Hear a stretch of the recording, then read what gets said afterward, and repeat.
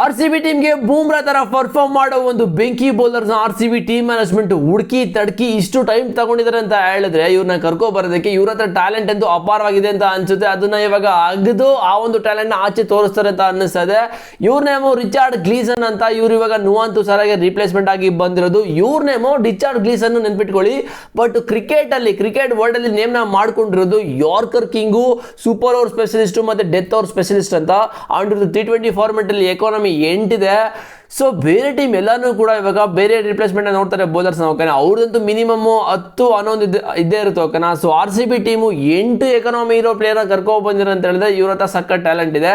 And R C ಬಿಗೆ correct ಟೈಮ್ಗೆ replacement ನ ಕರ್ಕೊ ಬಂದಿದ್ದಾರೆ. ಅದು ನುವಾನ್ ತುಸಾರ ಬ್ರೋ, ಎಲ್ಲಿ ಬ್ರೋ ನೀವು ಸ್ಟಾರ್ಟಿಂಗ್ ಸೀಸನ್ ಅಲ್ಲಿ ಆರ್ ಸಿ ಬಿ ಅವ್ರ ಬಗ್ಗೆ ಸಕ್ಕತ್ತಾಗಿ ಕೇಳ್ತಾ ಇದೀನಿ. ಆರ್ ಸಿ ಬಿ ಫ್ಯಾನ್ಸ್ಗಳು ಬರ್ತಾರೆ, ಅವತ್ತು ಬರ್ತಾರೆ ಅಂತ. ಬಟ್ ಕೊನೆಗೂ ಬರಲೇ ಇಲ್ಲ.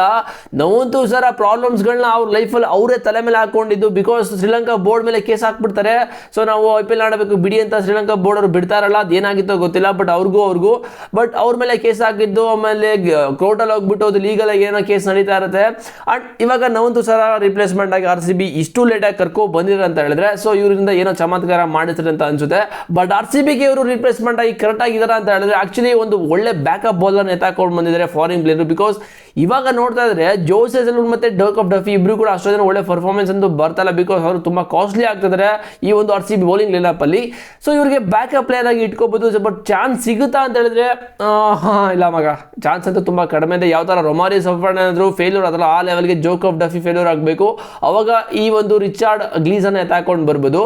ಅಂಡ್ ಇವರಿಗೆ IPL ಆಡಿರೋ ಎಕ್ಸ್ಪೀರಿಯನ್ಸ್ ಕೂಡ ಇದೆ. 2024 ಅಲ್ಲಿ CSK ಆಡ್ತಾರೆ. ಅಂಡ್ 2025 ಅಲ್ಲಿ MI ಕೂಡ ಆಡಿದ್ದಾರೆ. ಅಂಡ್ IPL ಆಲ್ರೆಡಿ ಡೆಬ್ಯೂ ಮಾಡಿಬಿಟ್ಟಿದ್ದಾರೆ. ಇನ್ನೇನಿದ್ರು ಆರ್ ಸಿ ಬಿಗೆ ಬಂದು ಪರ್ಫಾರ್ಮ್ ಮಾಡೋದಷ್ಟೇ. ಅಂಡ್ ಇವರು 34ನೇ ಏಜ್ಗೆ ಇಂಗ್ಲೆಂಡ್ಗೆ ಡೆಬ್ಯೂ ಮಾಡ್ತಾರೆ. ಅದರಲ್ಲಿ ಇಂಡಿಯಾ ಅಗೇನೆಸ್ಟ್ 3 ಬಿಗ್ ವಿಕೆಟ್ ತಗೊಂಡಿದ್ದಾರೆ ಮಗ. ಅದೇ ವಿರಾಟ್ ಕೊಹ್ಲಿ, ರೋಹಿತ್ ಶರ್ಮಾ, ರಿಷಬ್ ಪಂತ್ ಈ 3 ಬಿಗ್ ವಿಕೆಟ್ ತಗೊಂಡಿರೋದು ರಿಚಾರ್ಡ್ ಗ್ಲೀಸನ್.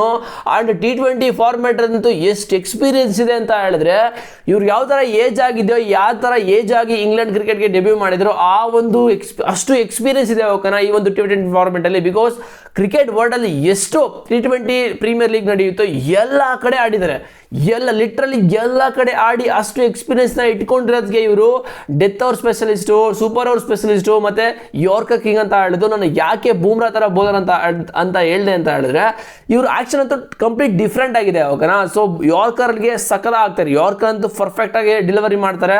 ಸೊ ಅದಕ್ಕೋಸ್ಕರ ಬೂಮ್ರಾ ತರ ಅಂತ ಹೇಳಿದ್ರೆ. ಅದಾದ್ಮೇಲೆ ನೀವು ಬಂದ್ಬಿಟ್ಟು ಕಾಮೆಂಟ್ ಸೆಕ್ಷನ್ ಅಲ್ಲಿ ಬೂಮ್ರಾ ನಮಗೆ ಗೊತ್ತು ಮಗ, ಈ ಸೀಸನ್ ಯಾವ ತರ ಪರ್ಫಾರ್ಮ್ ಮಾಡ್ತಾ ಇದಾರೆ, ನನಗೆ ಗೊತ್ತು ಬೂಮ್ರಾ ಬಗ್ಗೆ ಅಂತ ನೀವೆಲ್ಲ ಹೇಳ್ಕೊಳಕ್ ಆ ಥರ ಎಲ್ಲ ಹೋಗ್ಬಿಡಿ. ಬಿಕಾಸ್ ಬೂಮ್ರಾ ನಮಗೂ ಗೊತ್ತು ಈ ಒಂದು ಸೀಸನ್ ಪರ್ಫಾರ್ಮ್ ಮಾಡ್ತಿಲ್ಲ ಅಂತ. ಬಟ್ ಈ ಒಂದು ಸೀಸನ್ ಬಿಟ್ಬಿಡಿ, T20 ವರ್ಲ್ಡ್ ಕಪ್ ಇತ್ತಲ್ಲ ಅಲ್ಲಿನ ತಗೊಳ್ಳಿ ಓಕೆ, ಅಲ್ಲಿಂದ ತಗೊಳ್ಳಿ ಅಂತ ನಾನು ಹೇಳ್ತಾ ಇರೋದು. ಸೊ ಈ ಒಂದು ಸೀಸನ್ ಕಂಪ್ಲೀಟ್ ಆಗಿ ಬೂಮ್ರಾನ ಬಿಟ್ಬಿಡಿ. ಬಟ್ ಓಕೆ, ಯಾರು ಇಟ್ಕೋದಿರೋ ಬಿಡ್ತಿರೋ ಗೊತ್ತಿಲ್ಲ. ಬಟ್ ಈ ಒಂದು season Richard Gleeson R C B team join ಆಗಿದ್ದಾರೆ. ಸೊ ನೋಡಿದ ಇವ್ರು ಯಾವ ತರ ಚಮತ್ಕಾರ ಮಾಡ್ತಾರೆ. ಈಗ ಇಷ್ಟು ಲೇಟಾಗಿ ಕರ್ಕೊ ಬಂದಿದ್ದಾರೆ R C B team management ಅಂತ ಹೇಳಿದ್ರೆ ಇವ್ರ ಹತ್ರ ಏನೋ ಟ್ಯಾಲೆಂಟ್ ಇದೆ. ಅದನ್ನ ಇವಾಗ ಪಗ್ದು ಆಚೆ ಹಾಕಿಸ್ತಾರೆ. ನೋಡೋದ ಯಾವ ತರ ಟ್ಯಾಲೆಂಟ್ ಆಚೆ ಹಾಕ್ತಾರೆ, ಯಾವ ತರ ಪರ್ಫಾರ್ಮ್ ಮಾಡಿಸ್ತಾರೆ ಇವ್ರ ಕೈಲಿಂದ. ಒಂದು ಚಾನ್ಸ್ ಸಿಗುತ್ತಾ ಅಂತ ನನ್ ಕೇಳಿದ್ರೆ ಡೌಟ್ ಇದೆ. ಸೊ ನೋಡೋದೇನಾಗುತ್ತೆ. ಸಿಗ್ತೀನಿ ನೆಕ್ಸ್ಟ್ ವಿಡಿಯೋದಲ್ಲಿ ಬಾಯ್ಸ್.